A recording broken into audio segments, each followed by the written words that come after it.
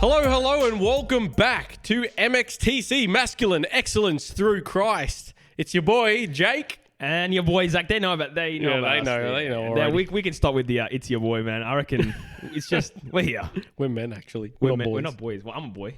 Yeah, you are. Little boy.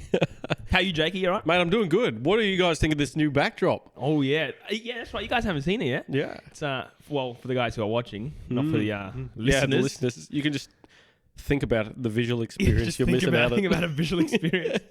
Well, yeah, man, looks good. We're in a high production thing over here, man. We're trying to pouring some money into it. Yeah. Looking good. We've got the black. We've got some plans between two ferns. Between two Christians. Yeah, that's it. Between two Christians. How's the week been, Jakey? Been all right? It's been good. Yeah, I loved last week. Loved speaking about the love of last week. And we're back into part 2 Yeah, now. I was about to say, in saying that, we thought we'd surprise you with the part 2. So Part 2. Had a bit of feedback on it, which was pretty cool. So I thought, hey, let's make a part 2. And then Jakey was like, yeah, sounds good. Just do it. So run me through last week, Jakey. Give us a bit of a recap on what the love was about last week. We spoke about the personal struggles for us as men, pornography, how we, I guess, look at women and how we should look at women. Yep. That's what I can remember. What am I missing? No, I guess it was the same. We're just, we're talking about the barriers that kind of... Barriers. Yeah, the barriers that kind of stop us from engaging with women on a More deeper intimate level, yeah. Yeah, more intimate level. Yeah. We kind of get stuck at the objectification point. And that lust, we kind of delved a bit deeper into the lust aspect of things and what that means for how we look and interact with women. I think it's quite an important thing. And like we said last week, pornography is the iconography of the devil. You love it, mate. I do. Not pornography, but Yeah. I love that saying. It's a good one. It's a good one. Who's that one by? Don't know. Yeah, what a guy. Yeah, just leave it now. Whenever I say something, just leave it. We thought we'd kind of delve a bit deeper into, right, we've got the barriers and we're past the barriers. Yep.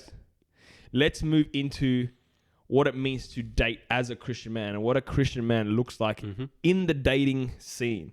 Now, we know that dating technically isn't biblical, and I'm sure you've mentioned this before, actually. Yeah.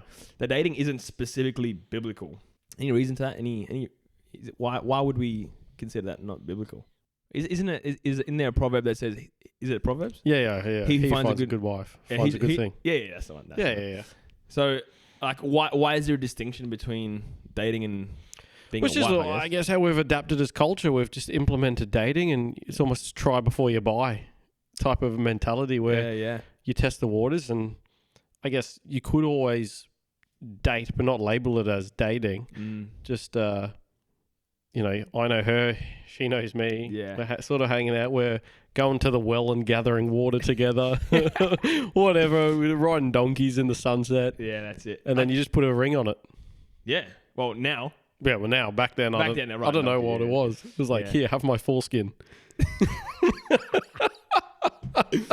Yeah, here's a ring. Here's a Exactly. ring. Put the foreskin on. Oh, bruv. We've got to start again now. Yeah, because if you think about it, they wouldn't have given you gold rings, would they? No. They would have given you skin color, yeah. They would have given you a foreskin ring. Yeah. The skin ring. Skin ring. Yeah, I don't know what we're talking about. I don't know. About putting a ring on it. They didn't have rings. Oh yeah, no. So like the significance of marriage was, or what signified marriage was the consummation. So like the act of physical sexual intimacy. So that's how they would have kind of said this is a marriage, and we stuck in the marriage. Yeah. But now in this day and age, we have such a like we said last week, such a transactional dating landscape where what can I get out of you? What can I get out of you? What can you get out of me? Yeah. We get all the benefits of being in a marriage, but don't actually have the responsibility of the sacrifice to give to them. That's not very Christian-like or very biblical. No, not at all, man. So that's what we're here to talk about today, I think. Just what it actually means to be a Christian man in a relationship, and what does on the opposite side of that, what does a worldly relationship look like, and what do they differ? Like, how do they differ? And yeah, man, yeah, I'm keen to delve in and tackle the nitty gritties. Just get the girlfriend made sure I spoke about this one. Oh yeah. So there's a trouble already. Nah, trouble. She was like, oh yeah, you're a good bloke. You should talk about why you're a good bloke. I'm like, oh, thanks. So so here we are, part 2. Jakey, got any questions for me? I'm gonna give you the mic. You're gonna give me the mic, so to speak. Yeah. All right. Well, you're a man in a relationship. Yeah. I don't know how long you've been with your current lady. 4 years too short. 4 years too short. So on that, how have you gone about being a quote unquote biblical man in a relationship? Yeah, this is a tough one. The journey that it's been to get into this position it's been a weird journey, to say the least. You know, you don't know when the Holy Spirit's going to convict you. You don't know when the Holy Spirit's going to start pulling you through and say, hey, there's things we need to do and things we need to talk about. And that's your personal walk with Christ, you know? Yep. Being in a relationship for 4 years. It's a long time. It's a long time. And not, I wouldn't say unfortunately, but like in the middle of that relationship, I was kind of, the heartstrings were tugged by the Holy Spirit, you know? Yep. And yeah, like we're in the process of kind of working through specific beliefs and specific things that we both hold and what we can compromise on and what we can't and how we're going to navigate that. So on a personal level, it's quite difficult to navigate what it means to be a biblical perspective. She is Christian. She is Christian and she holds to a belief system. I guess we're just at different levels of that. And yeah, we're just trying to work on it together. We're trying to incorporate a prayer life, and again, it's tough because you don't want to thrust upon somebody something like that because it is a divisive topic, you know. But yeah, definitely not in a position where I want to be ultimately, and we're striving to get to that position. But yeah, it is a tough one. It is a tough one in that sense when we're both new to it. Yeah, you're just on, I guess, kind of different stages of the Christian walk. Yeah, 100%. And then me being involved in this with you, it's my highlight, or it's my I'm able to get all this out with you, you know? Okay, so on that, what are your current non-negotiables as a biblical man in your current relationship? Is there anything that you've gone, okay, now that I'm a Christian man, this is a non-negotiable for me? Yes, so I do like to have my own prayer time and my own space that I want to for this, for instance, this is a non-negotiable. It's something that I find edifying, right? So I have my space to talk about Christ with you, and obviously your some of that can bounce ideas off, and this builds me up, builds my faith. So you know it's almost like having another big part of your life tugging between relationship, big friendship, and then relationship, Christ. Bromance, brother. It's bromance. It is romance. It is. But we're in this together. We're edifying each other. We're building up our own faith in Christ. So it would be a big kind of fallback for me if, for instance, she was to say, nah, you can't do that. Okay. So that would be one. So my own time to do this with you is one. A second one would be, my own specific prayer life. If I want to take time to be in my own space with Christ, that is a thing that I would love to have. And then for me, this is one thing that I will kind of eventually get to. It's just a church life, because I haven't really figured anything out just yet. I'm still coming into this new kind of belief. So I'm trying to figure out where I'm going to go and how that's going to be, and where that's going to work with her family and her beliefs. So it's definitely a journey, man. It's a tough one. And that's like specific things that I've incorporated. So just having specific time that I can allocate to my own personal spiritual growth. But yeah, that's that dynamic there. So a bit of an insight to my relationship. Thanks for sharing. No, you're right, man. It's on the word stage now. She may or may not like that, but no, I wouldn't say there's anything negative. We're just building our own belief system, and so she's good in the sense that she will initiate. Hey, every now and then she'll be like, we should pray together, or we should spend that prayerfully intimate time together, and that's awesome. She'll ask a lot of questions. She's quite inquisitive, which is awesome as well. So, yeah, I think they're small steps of faith, and like that's potential. Like that's potential. Like there's gonna be one thing that really strikes your heart one day, and like that happens. We all have that kind of thing. Before you, I guess, were convicted with, what do you call it? I guess the love of Christ, and where you were, say, a few years ago to where you are now. Do you find that it is now easier or harder to maintain your relationship? Oh yeah. Being completely honest with you. It's probably harder. Why is that? It's probably harder because you now have values to uphold. That, first of all, 100%. Like there's values now that it feels weird for me not to have those values. I feel dirty if I don't have those values, and I don't. And it's like I said to you before off screen. It's the very fiber of my being to be a Christian man. Like that is what I want to be. Yeah. Above all things. You know what I'm saying? First of all, I am a Christian man. That's the thing. And for me to espouse values and not uphold them, it feels weird. Mm-hmm. Like it's because I've been like, I'm being spirit led. The values that I have feel like they're ingrained into me. Yeah. And like, it's something just come over me, and it's hard to explain that to people. Also with the second part of that, the devil attacks people that grow closer to Christ. Oh yeah. That's just how it is. So whether it's an attack from, it might not be an attack between the personal relationship, like between myself and the missus, but it might be we might be the recipients of that attack, maybe from an external environment, whether it's my family or her family or her friends or my friends, it's like, it's an external attack on the relationship.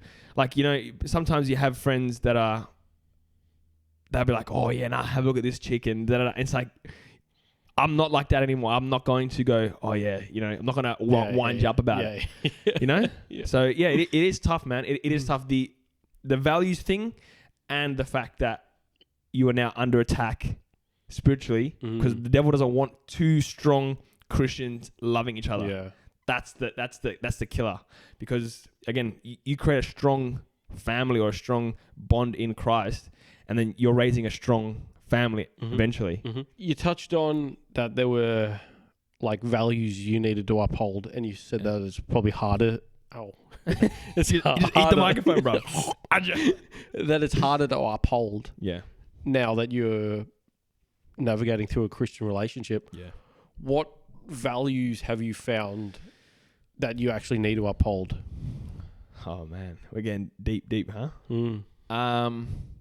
The biggest ones. Actually, from the top, the biggest one is we both have to understand that we can't put each other first. We need to put Christ first. That's the biggest one. That is probably the biggest value, because I always say to her, and I probably have said this to you. Yeah. If we hold Christ as the standard and the goal of the relationship, no matter what we do to each other, that will be eventually glorifying Christ. Yep. So if we uphold Christ-like values, right, that's going to draw us closer together through Christ, through the Holy Spirit. So that trickles down into other specific values. And the hardest one, again, is probably like the sexual intimacy. Yeah. That's probably going to be the hardest one. You're trying to battle things. You're trying to say, nah, that. You just get caught in this constant tug of war almost. Yeah. That's probably the hardest one. That's probably the hardest one to deal with and navigate through. Look, I'm not perfect, man. I'm definitely not perfect. And again, we're here to give values to people, and for us not to uphold them as well. We've got to start doing that. And again, that's that accountability. If I'm telling, hey, stop doing these things, we're going to try to do them as well. We have to. That's probably the hardest one. What do you reckon? What are your answers to these? Oh, loving what you said. Well, obviously I'm not in a relationship. Yeah. If you were. Well, I'll just think about when I was, I guess. So very similar, man. I was in a quote unquote, well, I guess it was kind of Christian, but finding your feet initially, and then the conviction of going, and it hits you in the middle of a relationship. I need to put these boundaries up now because I actually feel convicted, and the love of Christ just continues to overwhelm me. So once you've already stepped past that boundary of the sexual intimacy, it's really hard to go back, or at least I found it personally. So, I was just like, look, this isn't going to happen. set the boundaries up, which we spoke about, I think, last week. Put the boundaries up immediately, and this isn't happening no more. Let's try and pray together. Let's try and invest into this relationship as much as possible. Let's try and, go to church as much as possible, or let's go to church together as much as possible, sit next to each other. Treat it almost like marriage, but without the sexual intimacy component. Yeah. What would you say then if your partner doesn't feel the same conviction as you, and now we're talking about being unequally yoked? So obviously, sorry to cut you off. Say your partner at the time. Well, that's exactly what happened. Yeah, go for it. That's exactly what happened. Where I found the conviction, but she didn't. It goes back to the umbrella where we hear from Christ, and she hears from us. Yeah. So she has to follow the lead of the man as I follow the lead of Christ. Right. If that makes sense. So, I got the conviction. I don't think Christ would give it to the woman because of that umbrella system that we spoke about. Interesting. That's a very interesting topic. It could. I'm just speaking on personal experience, but it's we spoke about it's our duty or it's our obligation to hear directly from Christ and be the leader. So why would Christ not go to the leader of the family or the relationship? Right. Why would he go to someone else? So he's essentially this is the interesting bit, because we'll use that word. Okay, we'll use that word submit. Okay, right. And it's not for all the ladies that are listening. It's not a if they're derogatory. If they're Christian, I'm sure they understand. The submit. Yeah, quote unquote. Yeah. Follow the lead of. Yeah. So that's an interesting point, because in that umbrella system, right? It's actually the person who is on top, bar Christ, that has the responsibility of the one below. It's not like, I'm looking up to you for every need and desire. And It's actually, if you think about it, it's a top-down system of I'm responsible for what's beneath me, and then you're in control. And if you have responsibility, you have authority, and vice versa. So you need to, because I'm the one who has to look after you. It's my God-given duty to do that. It's my responsibility as a man to look after my family. That essentially is the I just think it just makes perfect sense though for us to hear. Or have the conviction ourselves. Right. I don't see why. Would single women get a conviction? I think a single woman, because they don't have that. They don't have to follow the lead of the man in a relationship. It just makes sense for us to hear or have the conviction rather than. I've never heard that. I've never heard that kind of perspective before. Okay. I could totally be wrong. But it just makes perfect sense. Yeah, it's your opinion. Yeah, 100%. Like that's it's just an interesting perspective. I've never. And then again, speaking to friends and saying, hey, look, I need to put this. They were all just like, trying to encourage me. I brought people into the light and said, hey, look, this is happening. How do you navigate through it? And they were all, for me, which is, it's a taboo topic, but I was like, I'm happy to share this because it's a struggle it's something that I want to get better at. So that was the biggest thing, man. And then obviously all the, respect, praying, honor, et cetera, all the fundamentals, but following Christ and hearing him and then following Christ and then the rest sort of follow. Right. Okay, so let's take us a step further. Say you've been convicted from the Holy Spirit. Yep. You're in a relationship, a long-term relationship. The conviction is there for you and you're trying to uphold values, but you're getting constant kickback and you're getting constant bounce back. Don't force this on me, or don't do this, don't do that. How do we react if we've been convicted and we know the truth? Yep. How do we go through that relationship? Well, it's a matter of ripping the Band-Aid off. Like, you just got to go cold turkey, I guess, and say, hey, look, this is why I feel this way. This is how it's going to benefit us. Yep.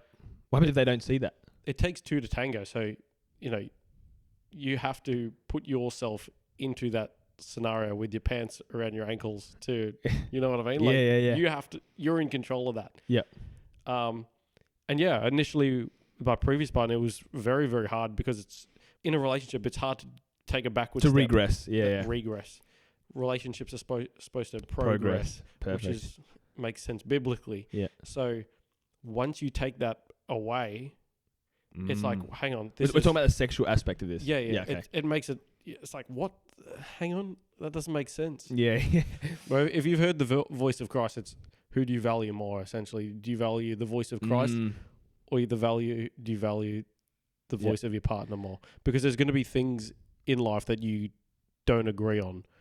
But if you've heard the voice of the Lord, you need to say, no, this takes first priority over anything. Right. Because it's setting the, standard for the rest of the relationship. So is there ever an instance where you can say, eventually she'll come around, or eventually, he'll come around? Look, there probably is, but... And how long would you last with that? And how long would you... And I think I've said this to you before, actually. Do I continue my life in sin in the hopes that they change?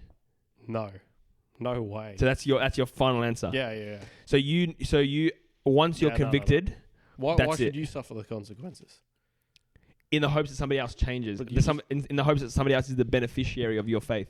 But then again, how can you show them faith when you're living in sin? Exactly. Yeah. So you're not actually living by the fruits. You're not actually showing them love. Yeah. You're not actually. You're actually doing them harm. You just need to make the call and say, no. Look, this is what's happening. This is my belief. And if she doesn't understand that... That's a big one, the understanding. Go for it. If she doesn't understand that from the moment you say yes to Christ to the moment you die, Christ comes first in absolutely everything you do. If she doesn't understand that, I don't know if she... Ever will, or she'll find it hard to for the rest of the relationship. So she needs to get a grasp and understand that, hey, look, Christ comes first here and in everything we do. And like the sex is the biggest thing. Like it's probably going to be the hardest, especially if you've gone down that avenue already. Yeah. But it's you need to set that standard and say no. From the rest of our lives, Christ will always come first. And if she doesn't understand that, well, then the relationship will struggle. Okay, that's an interesting topic. Obviously, that's a hard one. If you're a bloke that's in a relationship and has been convicted whilst in a relationship, let us know, man. Let us know how you tackle that and how you kind of whirl through that. It's a tough one. Like to be connected with somebody on a worldly platform. Absolutely, man. And then all of a sudden being convicted, it's hard to be like, wait a second. Something feels wrong, but I don't know what it is. And then to finally come to that realization where it's like, I actually don't want to be, not be here, but I don't want to do certain things in here. Yeah. So that is a tough one. Moving along from that. Let's talk about what it means to actually be a man in a relationship. We're going to go from a different perspective first. We've both been in this situation before as worldly men. Okay. Transitioning into biblical men. What does a worldly man look like in a relationship? What is he after? What is he trying to take from the relationship? We're gonna go. I'm just gonna speak on my behalf though, because I think it's very much a get all the benefits of marriage without the commitment. Yeah. And you progress really fast before you make anything legal. Try before you buy type mindset where I'll get as much out of you and you can get as much out of me. And then when I've had enough of you, I'll move on to the next thing. Yeah. Yeah. And then when I've felt the same with that person, I'll move on to the next one. Transactional. Exactly, dude. And that's why I valued at the end of, essentially when I got baptized, I said, hey, look, I want to make the decision because I value as soon as that rings on my finger, it's done. It's done. Like I'm going to do anything and everything within my capability of making this last. I don't want to just throw the towel in when something gets hard. Yeah. Life's going to be hard. Relationships are hard. So, I mean, as a worldly man, what did I think? I was just trying to, I would always think with, when was the next... Yeah, boom, boom. Boom, boom. And that's me being honest. That's all I thought about really all the time. And it's hard because it's like clogs your mind. Yeah. Like it's just clutter, dude. Yeah. Whereas now it's like I don't think about anything, and I can actually edit a podcast without getting some form of urge. Yeah. And that again, we've spoken about this before. Like that's very hard to understand. Like man. When your mind is cluttered with looking at women like they're a a transactional piece. Yeah, you just go out and you foam at the mouth like a rabid animal. Yeah. You're just out there, girls. What can I do? All of a sudden, when your mind just hits that switch and you've been convicted, it's that urge isn't. It's almost like a maturity thing, though, dude. I think because it's like, okay, well, girls are quite irrelevant for me right now. I just want to think about, how can we get this podcast out to as many blokes as possible? How can I do my YouTube? It's sort of like a business mindset, and you're occupying your space now. That's right. Yeah. That's right. And it's not like, I'm not saying girls are a waste of time, but men can think constantly about girls, and that wastes your time. Does that make sense? Yeah, that makes sense. Yeah. Whereas now it's like, my time isn't wasted thinking about, when's the next girl I can sleep with? That's it. Tinder, whatever. Yeah, because if you're on that Tinder scene, you just be sitting there like bing, bing, bing, bing, bing. It's just like that's wasting productive time. Yeah. Yeah, no, 100%. So yeah, when you remove that lustful aspect, you're able to think about things a little bit. Yeah, and as well, while I think of it, I also really have thought about coming out of the relationships of how I treated the women. Yeah.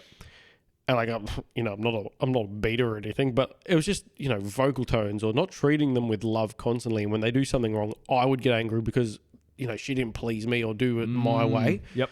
Whereas if someone does something now, I'm very more in control of my emotions. Yep. Where it's like, okay, that really annoyed me, but I'm going to walk away from this situation or this person, and I'll come back when, my emotions aren't getting the better of me. I'll come back in love or... and that's something I try and do with family members when it's, normally I'd say every F and C under the sun and call them every name, where now it's like... It's mellowed, it's different. Yeah, dude, what are you doing? Yeah. So I've got two questions based on what you've kind of said. The first one is, for those guys who I need to try before I buy, quote unquote. How do we get men out of that mindset? Oh, bro, come on. Yeah, and I know so many people. That's the first one, by the way. Yeah, okay. I just think, why do you need to try before you buy? If everything else is lined up and you feel like everything's good, and when we say try before you buy, we mean like the sex bit, yeah? Yeah. Yeah, that's... See, just thinking about it out loud just sounds... Dude, it just seems weird to me. Like, what the heck? But it's like... Try before you buy. What happens if you don't like it? It's like, well, the first time you do it with anyone, it's going to be like a bunch of rookies, bro. You got to find the rhythm. You got to find all that. You got to find the good spots, whatever. Yeah, the good spots. But when you actually love the person and have a foundational, have built those foundations that are built on everything, like emotional, you've got that connection. It's so different, man. And it's like, oh, well, this isn't needed right now. Like, there's no need to implement it. And that's what a relationship is. It's doing things together, new things together, and like adapting to them together. So progressing the relationship. So of course, the first time you boom is going to be, a bunch of rookies. But, when you're 50, you understand exactly what's happening. Does it work at 50? I think so. I hope so. You older fellas, let us know, man. Not if you're on trend. Not if you're on trend. Yeah, bro, they love that, man. They love that. They love you wheezing. I gotta make him laugh more. Bro. I like hearing you laugh. What was your second question? Before I ask the second question, I do want to... So you're going to have a third question? No, I do want to answer that as well. Okay, yeah. What was the question again? I can't remember. Oh, the try before you buy thing. Yeah. Yeah, before we move on to that second question, the try before you buy thing just seems so degenerate. Oh, yeah. It's like, oh man, I got to see if she's this, I got to see if she's that. That mindset already, whether it's sex or not, that mindset is what can I get with her before I sacrifice? Mm-hmm. That's not how it works. Yeah. It's not how it works. Yeah. So the second question that would layer onto this would be, how do I know when enough is enough? I'm sacrificing. I'm giving all that I can to this relationship, but she is getting on my nerves, and she is grinding my gears. We're not perfect. I get that us men are not perfect, but we do have some sense of, I'm putting in the effort and I'm bending over backwards and I'm trying to get this relationship to progress. How do we know when it's like, all right, it's done? it's hard, like, especially blokes, like, it's hard to read women because we don't know how they think. Yeah. Like, we only know how we think. So, yeah, it's a very tough question. But ultimately, I think you just don't want to be really, like, you don't want to beg. Yeah, yeah. And that's what it is. You don't want to have to strive for a relationship. And that's what I'm sick of doing, is striving to make things work. Okay. Does that make sense? So you're not saying don't put effort. You're saying just not to chase and chase and chase. Yeah. That piece is lost. Yeah. So never ever lose your peace. Yep. That's That's exactly what it is. Okay. Is when once you've lost your peace, like it's you've lost. Now you're bargaining with your own values. Exactly. Yeah. So you want to go at the pace of peace. So when that's a good one. At the pace of peace. Yeah. That's what. So like, as your peace is still retained and you're still in a blissful position with the partner, then you can progress to the next. Exactly. One. Well, God does say, he's not a God of confusion. He's a God of peace. Yeah. I guess that would be a clear indicator if something or if relationship is for God and is for you in general as well. For sure, man. Okay. Interesting. Now, on the flip side of that, let's quickly talk about what it means to be a biblical man. So what is a biblical man asking for in a relationship now? And then we're going to flip it. We're going to go what a woman should be looking for in the men. Great. Because we obviously have that insight.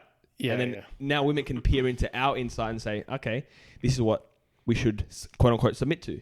So the first question was what does a biblical man now look for in a relationship? So what do I look for in a biblical woman, essentially, yeah? Yes, and a non-worldly girl.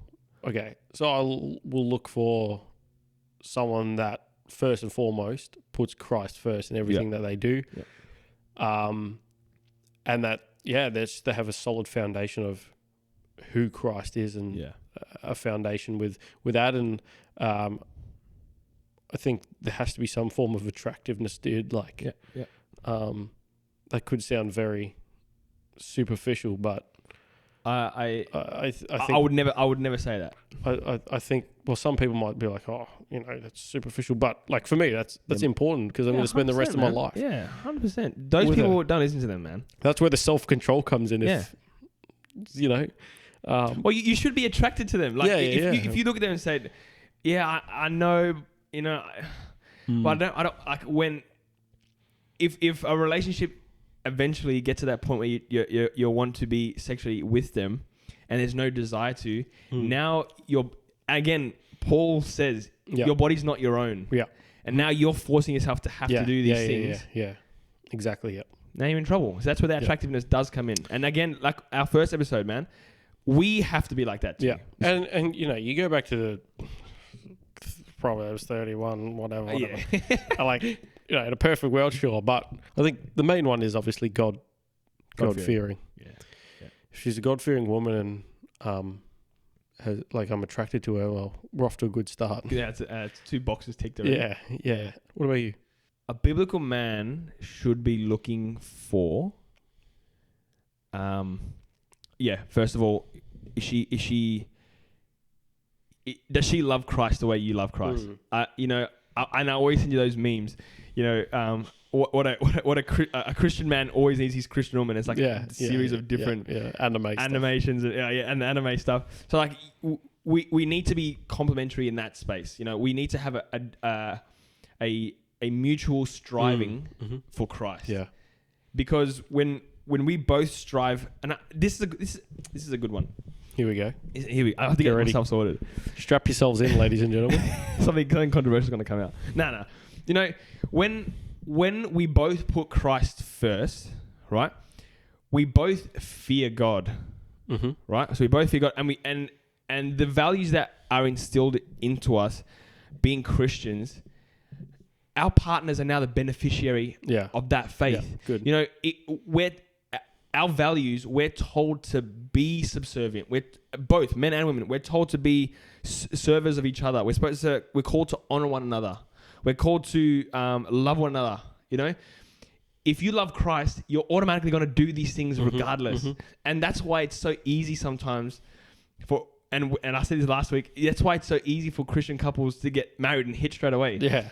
Takes them 2 weeks. Yeah. Because they already know that my first priority is Christ, and I am And as a partner, I have faith knowing that they have faith in Christ.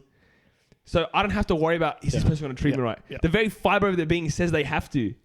You know, like their value system is set up in such a way where it's like, I love Christ that much that it's my duty to love my partner too. So good. That's it. Yeah. That was it. So that's the first one. You know, what a biblical man looks for. Again, is she attractive? Is she attractive? That's a big one.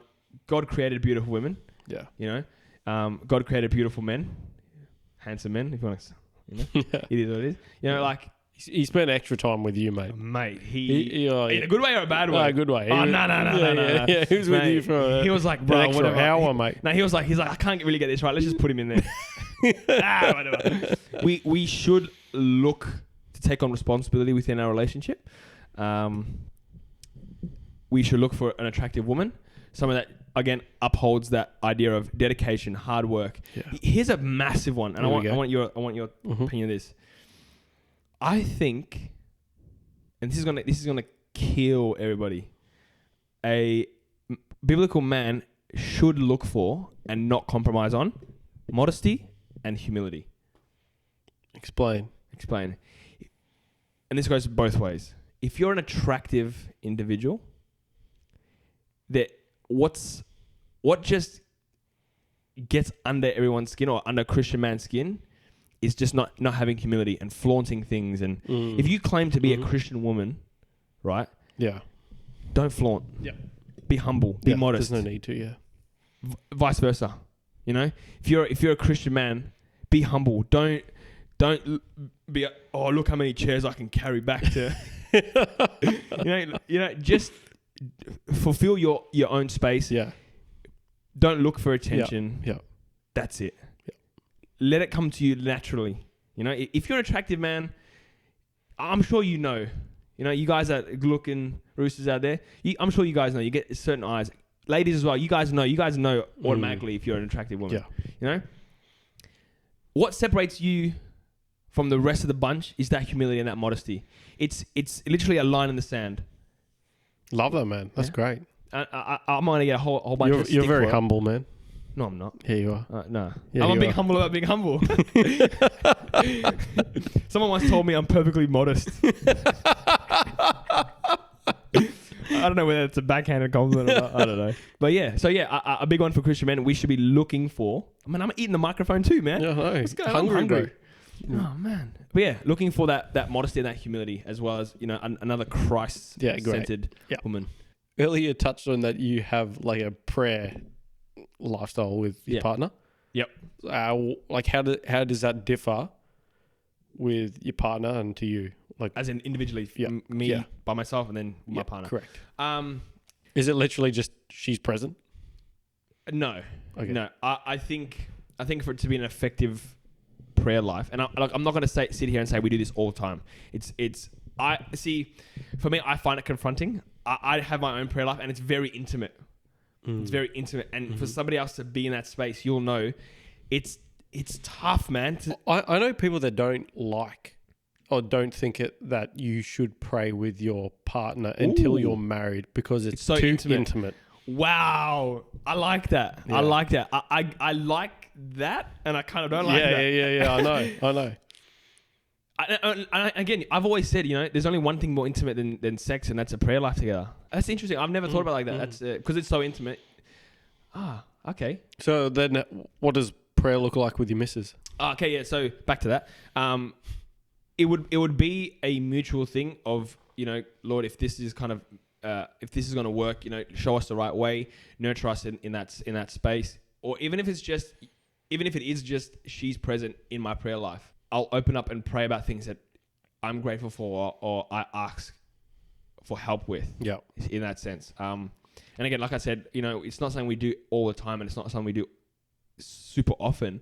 So for me to kind of explain more about it, that's what I would assume. Okay. You know, I want to go back, and this is probably one that everyone's been waiting for. What do men have to offer in relationships? Let's help the ladies out.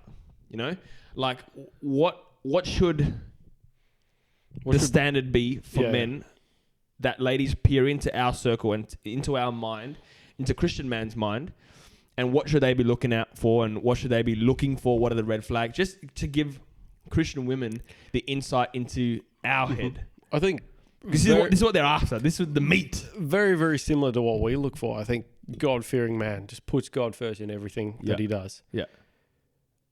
That's number one. Mm-hmm. Number two's maybe shows some great leadership, upholds himself quite neatly and up well. And I guess men can be quite immature. So if you can have a man that's mature, I think that's something that I enjoy, like having conversations with, where, you know, you can be a bit immature with the boys and have a laugh, right? And that's where your inner child sort of comes out. But when you're with the woman, it's like, okay, let's treat her like a princess. Let's treat her like God's daughter. Let's nurture her. Let's love on her. Is it okay to still have that inner child with her and like that playful fun? Yeah, but I think it's, you know, different. Like how far are you talking immature type thing? Like when you're with the boys, it could be a little different. Yeah, like yeah. I get what you mean. You know like what I mean? mean? Yeah, with the boys. But girls love that, like that playful side too. Of course, but like the way I speak to the boys or you would be so different to the way I would speak to your missus. Yeah, because it's, you know, you're trying to have a laugh with them, whereas you might have a laugh, but in a different way. Yeah. Okay. Yeah. I think they're the main ones, and maybe someone that can actually has leadership qualities. Yeah, someone that would be a great leader of the relationship. Mm-hmm. And what does a good leader look like? Mature, takes ownership of his actions. Yep. Hears from God, importantly, and then obeys that command. And is constantly seeking the presence of God or the Lord in general. Yep. What do you reckon blokes should act like? And give? Yeah. Okay. It's going to be a blanket statement, which I'm going to delve into. The blanket statement is, ladies, if he puts Christ first before you, you've got a winner. Because you know that you're going to be a recipient of his faithfulness. Mm-hmm. You know? That's a green flag already. If he says, hey, no, I don't think we should do this because it is not according to the value systems which I uphold biblically. Yeah. It shows the maturity already. Yeah. Yep. That's that leadership quality again. Yep. Yeah. Now, what I'm not saying is you're dating like a tin man, like a cardboard box, you know? Again, we're not bots, like, you know, but we do uphold values that, you know, they're ingrained into our fiber. We're not going to pass up on very quickly, or if at all, you know. So you can still have fun, but know that there's values that you don't cross. Mm-hmm. And if you women, you know, start to press on those things, he's going to get angsty about it. Yeah. And he might call the quits to the relationship because, you know, if he is that dude, if he's got that dog in him, you know, he's gonna pull the pin. He's like, don't press me on my values. Mm-hmm. That's not what I'm gonna compromise for. So that's the first one. Like I said before, those leadership qualities. He presents himself in a presentable way. He takes care of himself. He takes care of his family. He's responsible. First of all, you can rely on him. But I guess what that big separation is that Christ-centered approach. He's going to serve God before anything else. Yeah. Any red flags? Or just the total opposite of what you said? No, I reckon... What about men in Lycra? Green flag. I love my Lycra, man. You know how good it is to run in? Pride is the biggest one. Mm-hmm. Even if it's about Christ and it's you're not humble about it, that's a red flag. It's like, oh yeah, I know about Jesus. Or did you know about this about Jesus? Or did you know, like, he's just up in your grill about, oh, you didn't highlight that properly in the Bible. Or you didn't interpret that verse correctly. Yeah. But he approaches you in love and says, hey, look, there's this kind of thing that's been on my mind. Can we talk about this particular verse that we spoke about? And, what's your opinion on it? Like they come to you in love. They approach you differently. And this is a worldly inspiration that I've got this from, but I guess you can use it in the same context. Women have a different emotional emotional landscape than us. They're different. We're different. Not that it's bad. It's just different. Okay. We are made to be a lighthouse in their emotional sea. Okay. Now, what we don't want to do is start to box off the sea. We don't want to put barriers because now if the waves come, it's just going to splash over each side. Yep. Right. Yep. We need to let them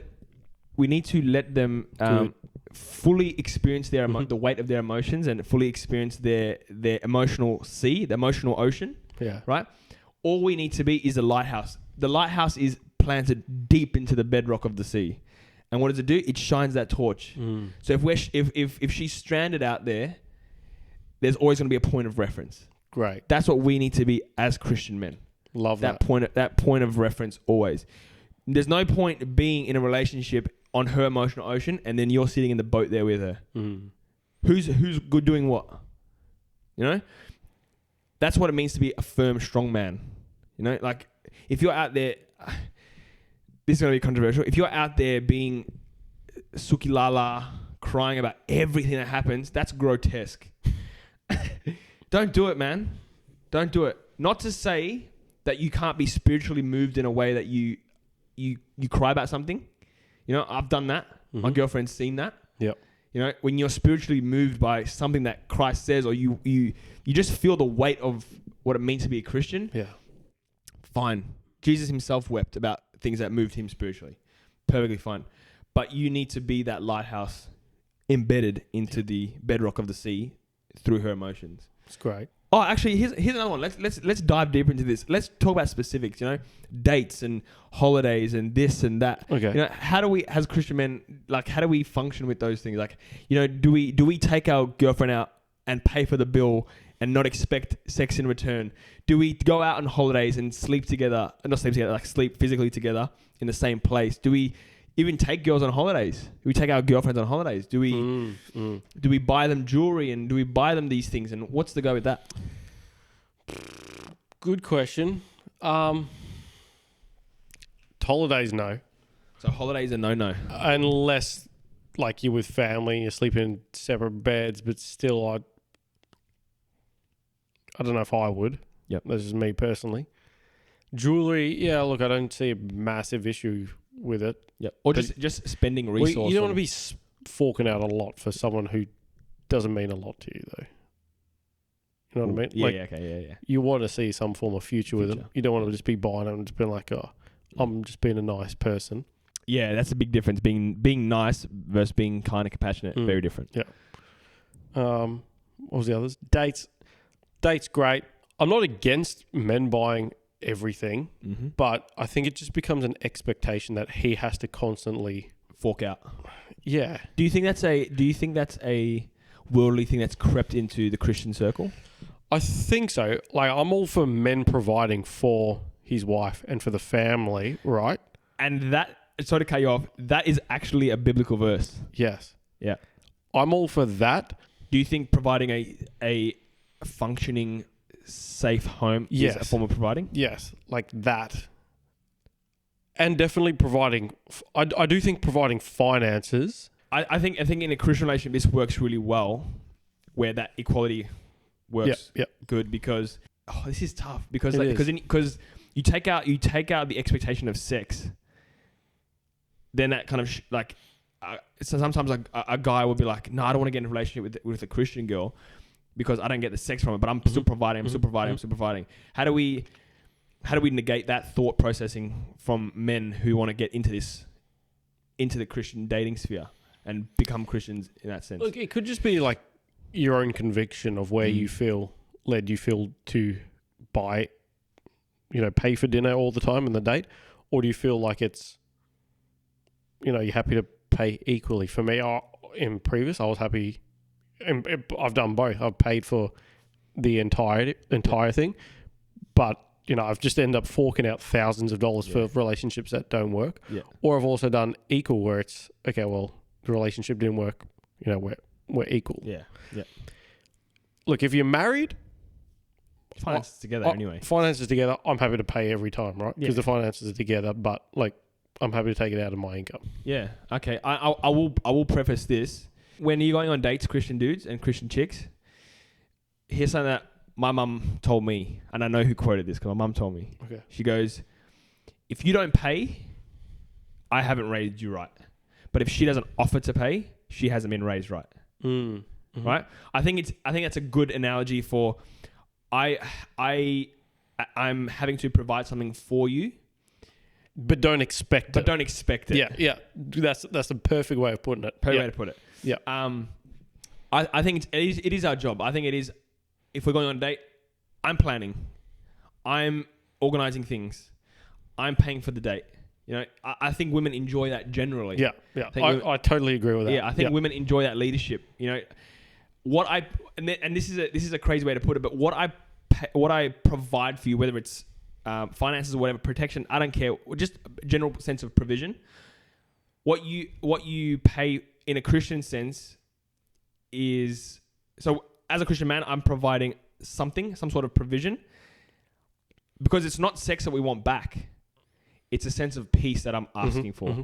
So if I'm more than happy to do whatever it is in the relationship and take that initiative, and you know, if something was to happen, you know, I'm paying. That's cool. But the sense of a Christ-filled, peaceful, loving woman on the recipient end of that, who's appreciative, tops it all. Yeah. That's it. No, I totally agree, man. You articulated that perfectly. Did I? Yeah. Man, that's what I was thinking. Okay, perfect. And to be fair, I think a relationship, common sense says, you know, he's paid for 3 dates and he's organized, you know, all these things, and maybe I should take the fall. Like, I'm so happy to not even take the fall. She would be like so excited. Oh, you know, let's go to the theme park, or let's go to the movies, or let's go. She's gonna want to take that initiative too. It's like she's gonna enjoy it so much, and she's gonna enjoy being in your space. She's gonna be bubbly and ready to go. Say, you know, and that's something about my relationship that's really awesome. You know, she would invite me out on those things. She'd be like, oh yeah, I got this one, and it's not a fuss. You know, I'm not fighting over. Oh no, I'll pay. You know, it's just not like that. It's just, oh, you've taken me out, and I was talking to my mum about this last night, and I said, you know what? You know who actually is the men that are wanting to look after women? Real Christian men. Real Christian men will call women out on things. Hey, please don't go out at this time of the night. Don't go to these events. There are dangerous people around. You know, like we know what it's like to be out there. The real Christian men, we're not going to say, hey, nah, it's okay. You can go do whatever you want. You are my flesh. You are my responsibility. I'm there to protect you. And if I'm putting Christ first, it is my duty to you to do that. You know, we are in this weird dating social marketplace almost. It's disgusting. It's a marketplace. You know, we need to as men, and bring back chivalry. Bring back chivalry. But don't get walked all over. Yeah. That's what I'm saying. Yeah. That's the white knight part of it getting out. I said, be a man, be a chivalrous man, be a gentleman, be a Christian man above all, but don't get walked all over. Don't have your values compromised. You know, let's raise the bar of men. You know, right. I'm sick of this. Yeah. This, you know, girls like, oh, it's a dude. And I'm sick of there's older women, transactional. Yeah, and I'm sick of older. I'm not sick of older women, but I'm sick of hearing about stories how older men despise their husbands. You know, let's lift the bar, man. Older men. Like older women talking about their husbands. Oh. You know, let's raise the bar, dudes. Like, again, I'm not trying to sit here and be a white knight. Hold your ground. Be strong men. Be firm. Be first and foremost Christian men. Take the girls out for dates. Love on them. Appreciate them as God's creation. If they're attractive, let them know. Just the small things, man. If we change the culture of men, we change the culture of women. Just dating advice with Zach and Jake. Yeah. This will be a subscription onto our channel. Yeah, I know, right? No, man. I genuinely think we need to. I think Christian men should be at the forefront of lifting the bar. Let's take initiative. Let's pull each other up. Be accountable. Be strong men upon the word, and that's where we need to stop and say, nah, this is our values, and we need to hold it there. Yep. Be better. You know, we don't need to be these weird liberals and soy boys, for lack of a better word. Yeah. We need to be strong men. Yeah. Strong men is what we're after. Yeah. Strong men is what women are after. Yeah. Not tail tucked between the legs. Oh yeah, I'll do whatever you want. Doesn't work. Strong Christian men. And who wear it here as well. Who wear it on their sleeve, man. Be proud of being a Christian man. That's it. I'm getting annoyed. This isn't dating advice. This isn't dating advice. This isn't dating advice. This is just edifying our Christian brethren. That's it. Yeah. And obviously things we're passionate about. Yeah. And we want to see more of is these us as Christian men stand up for women in general. Like I just said before, we need to elevate the bar a bit. And I think strong Christian men should be at the forefront of that. Yeah. The rest of the men aren't going to do it. Yeah. Because they're worldly. I'm not saying that they're bad people, but there's no incentive to. Yeah. So good. We just need to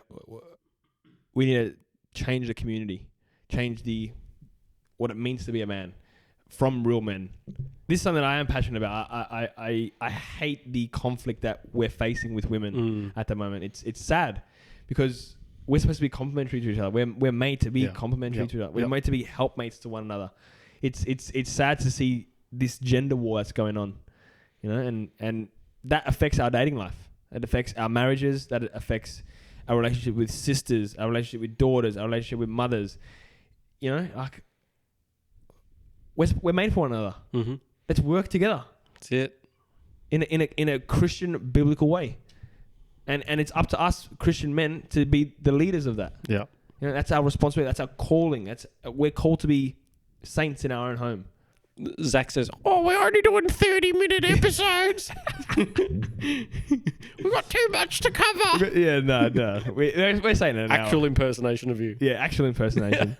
Yeah, just thought we'd kind of tie it up. Because obviously that first episode, we're talking about what defiles us and what prevents us getting into relationships. And this episode was all about being in relationships. Yeah, man. I reckon we'll wrap it up there. And as usual, man, what's our takeaways? What do you learn from this? Don't be a coward. Don't be a coward. That's what I always say. Don't be a coward. Don't be a coward. Yeah, big time. Yeah. Don't be a coward. I just love bringing it's our responsibility to treat women right. Yeah. I love that. Bringing that back. Yeah. Treating them how they should be. Man. And vice versa, man. Like women, we're going to hold you accountable too. You need to be treating... Like we have the Bible, which tells us how to treat women. Whereas without the Bible, you are just going off how you feel. You feel or how your friends treat women. So yeah, and this is a good point. If you didn't have the Bible, you'd go off treating them how you see in the world. Yeah, exactly right. Like the fact that people are asking for transactional things is because they have no absolute objective sense of how I should be treating somebody. Exactly, man. And that's it. So anything else you want to add on to that? No, that's it. Man, you know what I've learned from this one? What have you learned from this one? I've learned a whole manner of things. Yeah. I've learned... Ask me the question again. What have you learned? What about you? What have you learned? What have I learned? And this goes for both of us. We need to treat each other right, first of all. I'm not going to just hound men and say, treat women right. Whilst we should, 100%. Women, treat men right. Absolutely. Yeah. But don't be walked all over. Don't compromise your values. If somebody's not treating you right, and I understand the nuances, man. I understand, like, it's hard if you're in a relationship. It's hard, I get that. You're connected to this person. But like you said before, man, it's between you, Christ, and this other person. Mm-hmm. If you're convicted, it's only going to be one choice. Yeah. Don't get walked all over. Uphold strong leadership values as a man, and at the end of the day, walk with it on your sleeve and have some. I wouldn't say proud. Don't be ashamed of it. Was what I'm trying to say. Yeah. Don't be ashamed of it. Don't be ashamed of being Christian. Yeah. Don't be ashamed. Walk with it on your sleeve and walk in humility, though. Yeah. Walk in humility. It's a quiet privilege. Been a pleasure, never a chore. Always a chore, never a pleasure. That's the. Thanks for listening, guys. We appreciate your time. That was a heavy one. That was a heavy one. That was. Hopefully, you got something out of it. At least one of you. as always, if we helped any of you, please let us know, because that's what we're here for. We're here to help. We're just here talking masculine things, all nice and raw.